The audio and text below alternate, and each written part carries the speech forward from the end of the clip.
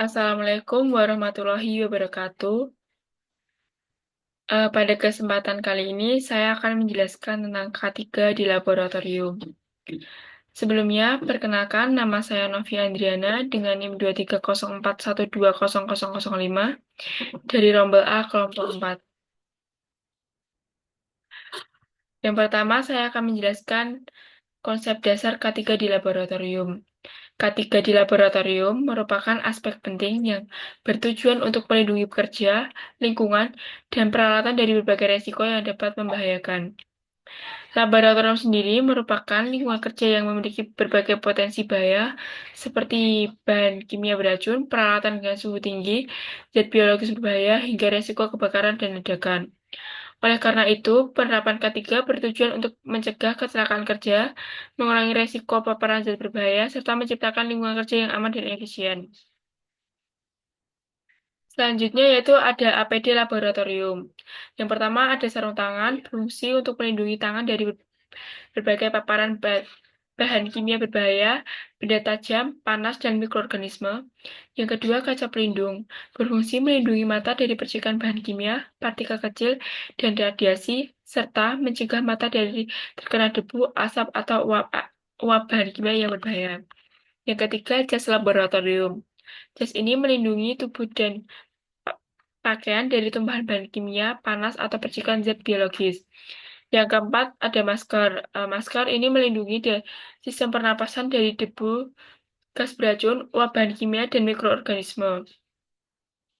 Yang kelima, pelindung wajah. Memberikan perlindungan tambahan terhadap percikan bahan kimia dan potensi ledakan kecil. Yang keenam, sepatu pelindung. Melindungi kaki dari berbagai benda berat, benda tajam, dan bahan kimia tumpah, dan cairan panas. Selanjutnya yaitu alat yang digunakan di laboratorium. Yang pertama itu ada gelas ukur.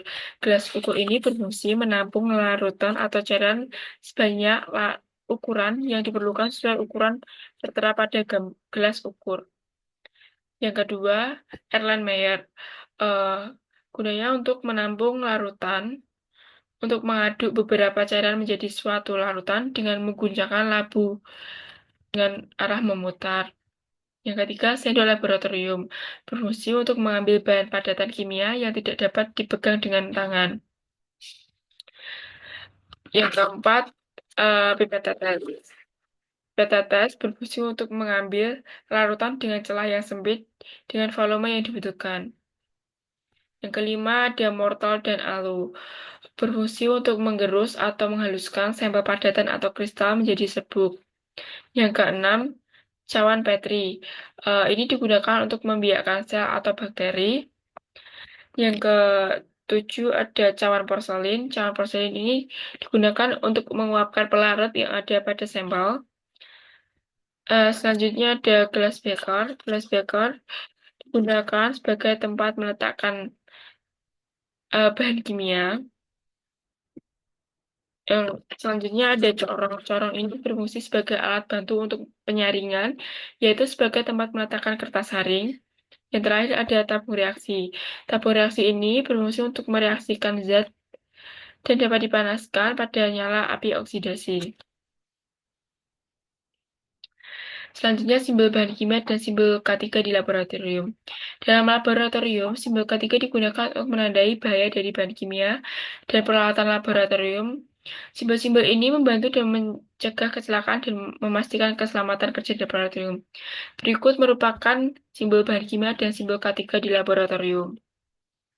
Selanjutnya yaitu potensi bahaya K3 di laboratorium. Yang pertama, bahaya kimia. Ini diakibatkan karena bahan kimia beracun, korosif, mudah terbakar, dan reaktif dapat menyebabkan keracunan, luka bakar, atau ledakan. Yang kedua, bahaya fisik. Ini diakibatkan karena kebakaran, ledakan, pecahan kaca, radiasi, dan kebisingan dari alat laboratorium. Yang ketiga, bahaya biologis. Ini diakibatkan karena resiko infeksi dari bakteri, virus, atau sampel biologis yang terkontaminasi. Yang keempat, bahaya listrik.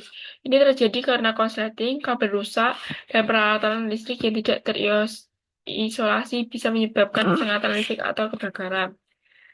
Yang kelima, bahaya ergonomis. Ini terjadi karena postur kerja buruk, pencahayaan tidak cukup, dan penggunaan alat yang tidak ergonomis dapat menyebabkan cedera.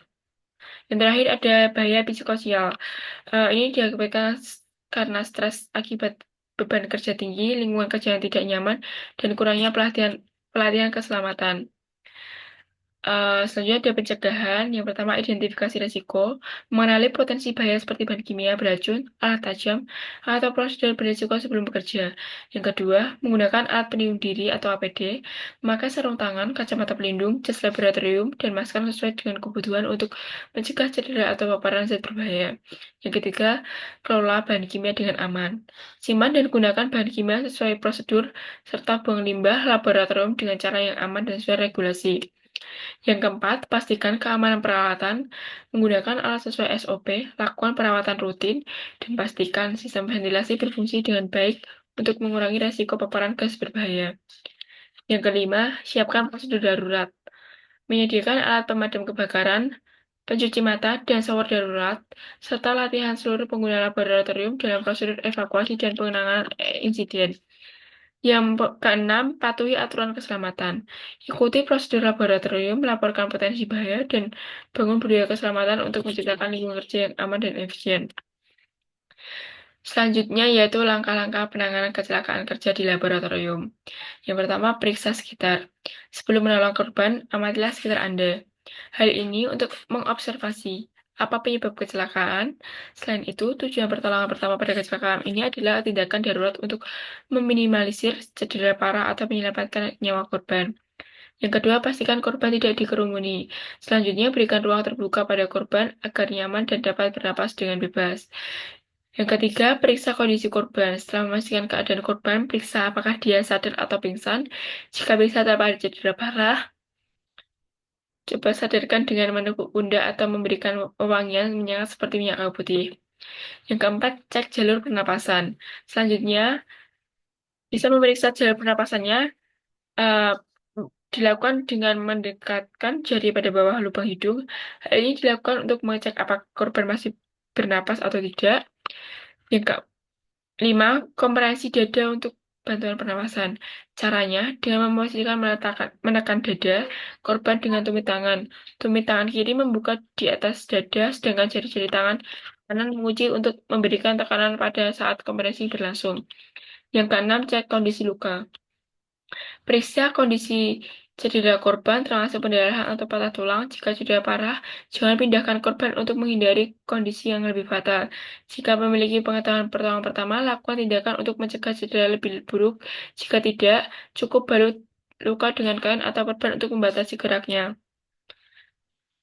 Yang ketujuh, penghentikan pendarahan. Salah satu indikasi bahaya adalah terjadinya pendarahan melalui kepala atau mulut.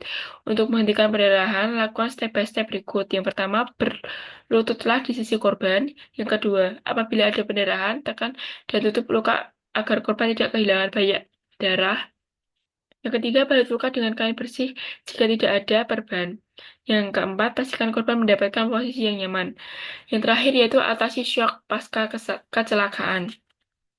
Siapapun yang mengalami kecelakaan pasti akan syok. Oleh karena itu, kenali dan periksa penanganan yang tepat. Untuk mengatasi syok, lakukan hal berikut. Yang pertama, longgarkan ikat pinggang. Yang kedua, telentangkan korban dengan kondisi rata, tinggikan kaki tinggi 30 cm. Yang ketiga, pastikan korban tetap hangat untuk menghindari hipotermia. Yang keempat, jangan memberikan cairan apalagi jika korban tidak sadar, bisa memicu terjeda. Yang terakhir, jangan mencabut tusukan pada tubuh korban karena bisa memicu infeksi.